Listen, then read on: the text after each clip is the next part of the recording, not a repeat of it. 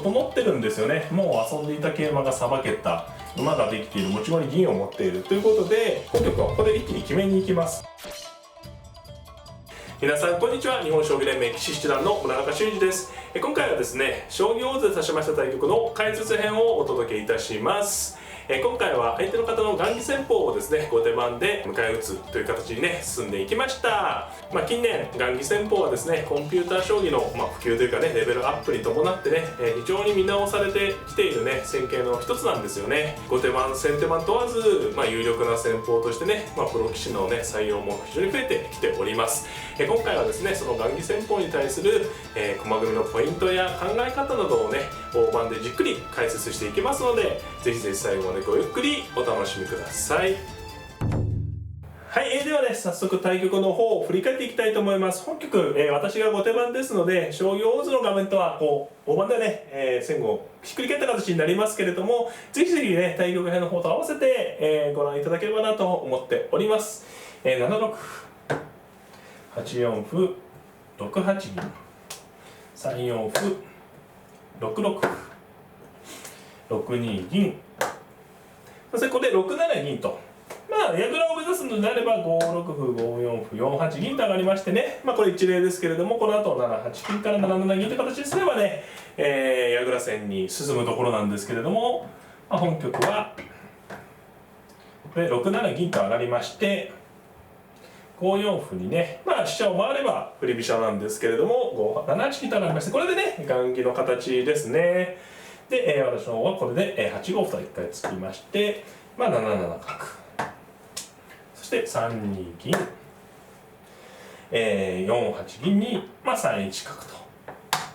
この先手の雁木と呼ばれる形に対してね、後手番の指し方、対雁木、これ先後逆でもね、この似た形は非常によく指されてるんですけれども、雁木に対する指し方としましてはね、こう角を引いて指す、飛車先の交換をする、あるいは本局のように角の頭を攻めるといった指し方がね、これ昔からある指し方なんですけれども、大きく状況が変わったのはですね、こう角を引いて8六歩同歩同角でね、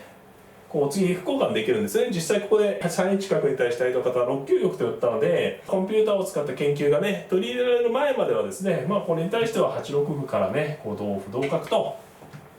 いって同角同飛車、8七歩に8二飛車とこうやってね、角交換してね、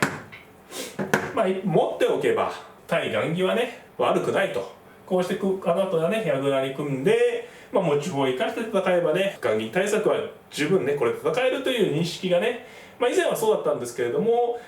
この局面がですね近年はこうコンピューターの分析によってね、先手も雁木側がね十分戦えると、この後じっくり組んで、この角打ってもね角合わされちゃうんですけれども、この後じっくり組んでいって、矢倉に対しても雁木が十分戦えると。この後ねまだまだ組み上がるまで時間かかるんですけど、この局面からやっていってもね雁木が戦えるということが大きなね進歩というかね状況の変化なんですよね。角を引いて交換するだけでしたら非常に手頃な対策というかね、すぐできる対策だったので、こうやっておけばね雁木で良ければこれで良かったんですけれども、これが今言ったように効かなくなったと。もうコンピューターによって雁木も戦えるよって言われてしまったので、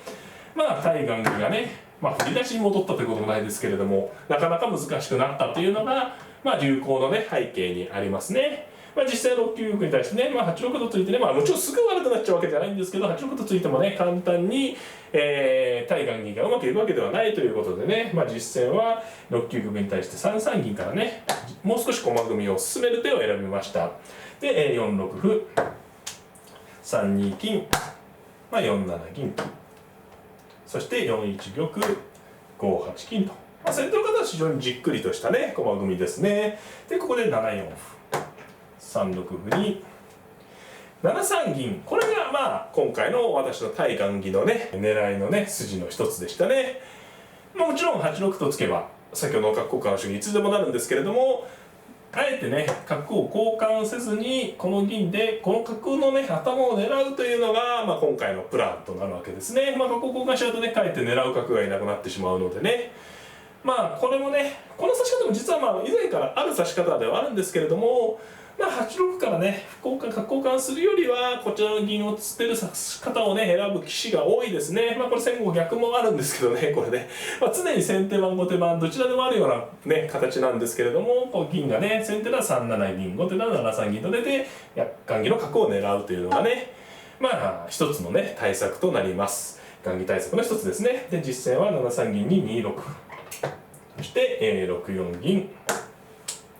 まあ5六銀右と。まあ、伊藤方もこう銀を出てね、この辺りやはり、指し慣れてるなという感じですね。7五歩とついたんですが、6五歩と反発してね、まあこう出てってね、まあ角の頭狙ってあっさり、例えばね、これ同歩とか6五歩じゃなくて同歩と取って、同銀に7六歩とかこう受けてくれるとね、8六歩とついて、これも棒銀の定石、斜め棒銀の定石なんですけれども、まあ銀を取ればこうなっていいし、同歩なら同銀でよし。まあこんなにうまくいけばね、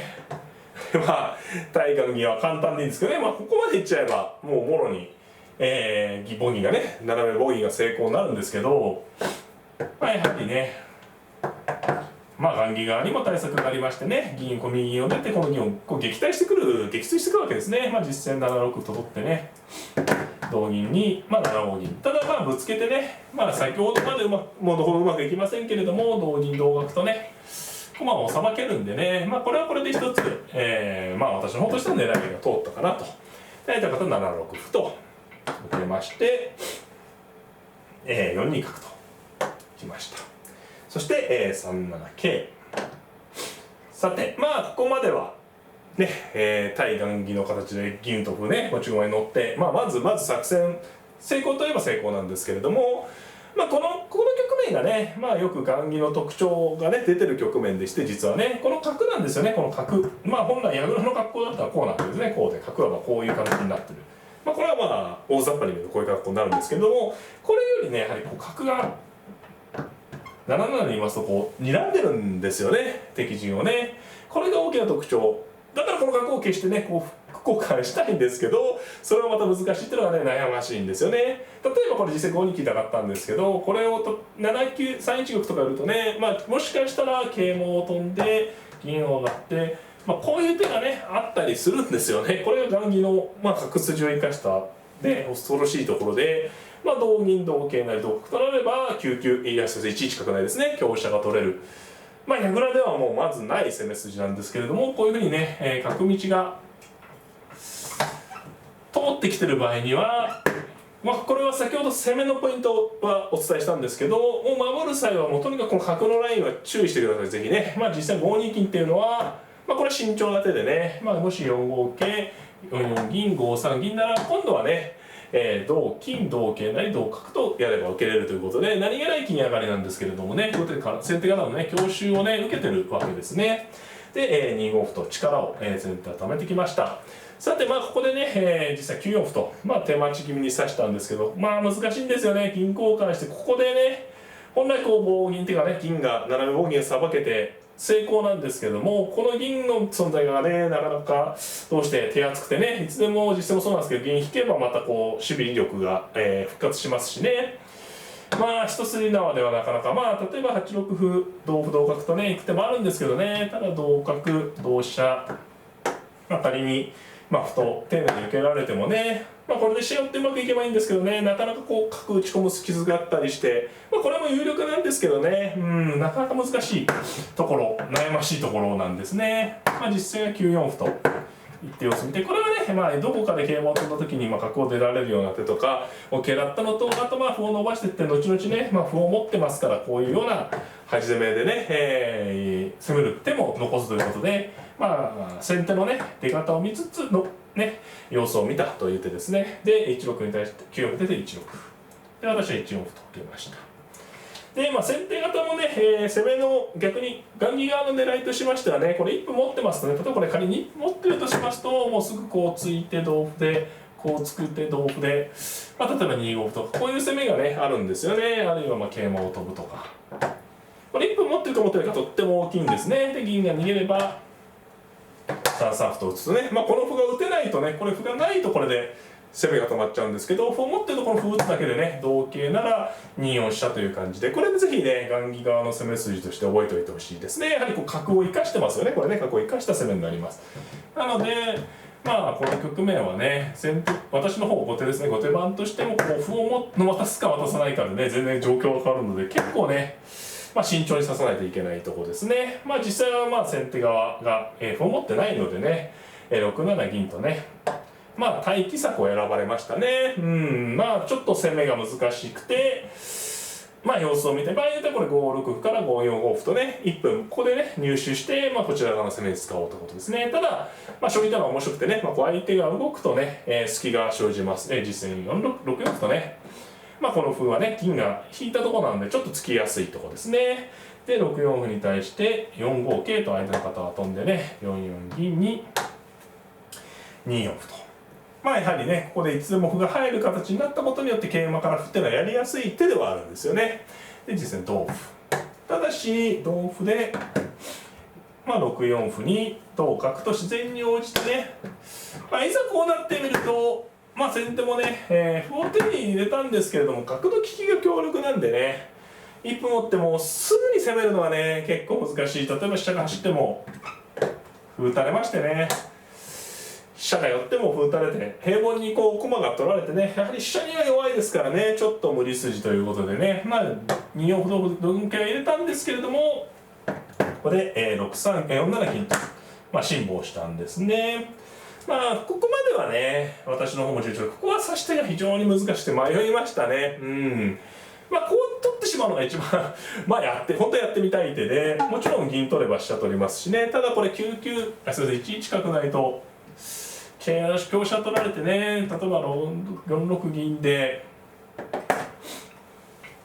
仮にちょっと6五香みたいな手ですかね。これで金取れば角取るとかね、結構ね2一馬と削られる手も痛いですし、もちろんこれもねやってみたいとこだったんですけどね、リスクが高いかなという感じでした。ということで実戦は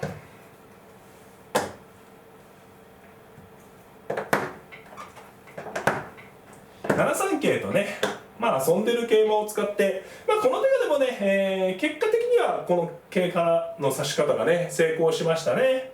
実際これ相手は7九玉と打ったんですけど、この手とねこの桂馬に7九玉で、6五桂と飛べて、これでちょっとね、局面リードしたかなという感じですね。ここで桂馬の時に実際も言ったんですけどね、7四銀と打ってくれば6五銀でこうなんていうんですかね、ちょっと面白い形なんですけど、桂を取れば同角、同銀なら同桂、ただこっちから銀打つ手があって、これが一番嫌な手だったんですね実はね。解説対局の時もね3三言ったんですけど、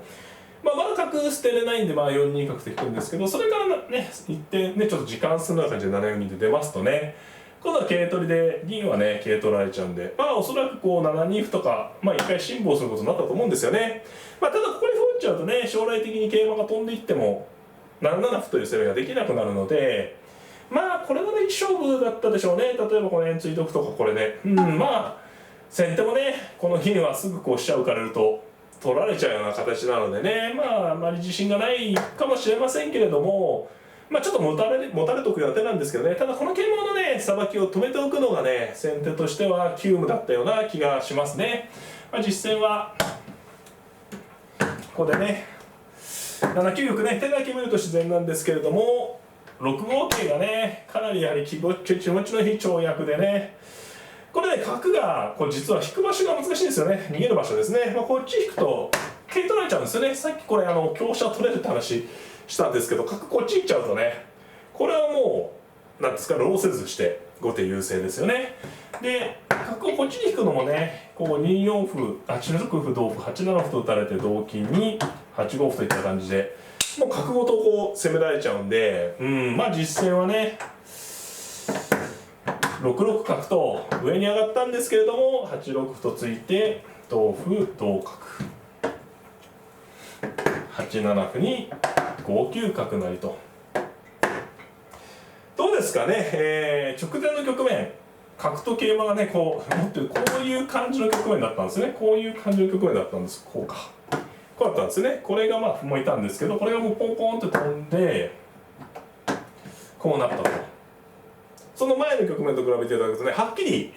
後手が得したんですよね。こう桂馬が急所に来て馬もできましたから、その間先手が指した手がね、王様寄った手だけになってますので、そういった意味でね、ちょっと7九玉のあたりが勝負どころだったかなと。実際ここで2二歩とね、攻め合い、これはもう飛車を、仮に引いたりしてもね、これ歩が一歩ですね、こっちがね、先手が失礼しました。飛車を引いたりして、これでね、馬が死んでそうですけれども、これもね、もう7七歩と打って攻め合ってしまえば、馬を取っても歩をなって同銀に歩打ってね、どんどん攻められちゃうんですよね。実戦は2二歩と打ってね、これも同金なら壁銀にするという手でね、もちろん同金でも不満がないところなんですけれども、もう条件がね、整ってるんですよね。もう遊んでいた桂馬がさばけた、馬ができている、持ち駒に銀を持っているということで、本局はここで一気に決めに行きます。2二歩に対して、4五銀と。同歩であれば5五桂や7七歩から寄せに行きます。で、相手方はね、6八銀と私のね、猛攻してくることを先に受けたんですけども、もうこれも逃げずにね、7七歩と打ちまして、同桂、同桂成、同金、